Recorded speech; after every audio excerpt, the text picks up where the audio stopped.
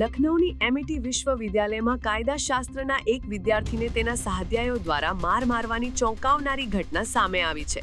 26 ઓગસ્ટના રોજ વિશ્વવિદ્યાલયના પાર્કિંગ વિસ્તારમાં પીડિત વિદ્યાર્થીને તેની જ ગાડીમાં બેસાડીને એક યુવક અને યુવતી દ્વારા 1.5 મિનિટમાં 26થી વધુ તમાચા મારવામાં આવ્યા હતા.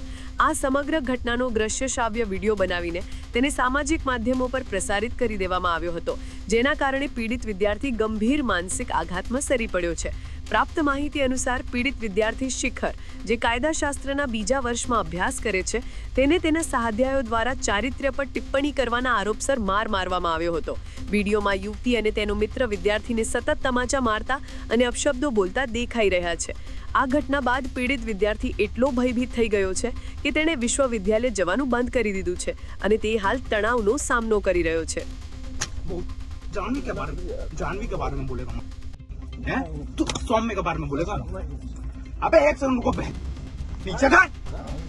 आर्मन हाथ पकड़ ले, आर्मन हाथ पकड़ ले, खा ले में गटैया मार. हो गया आयुष. अरे एक रुक, बहुत सारी बात. आयुष जानवी के बारे में फालतू बोलो.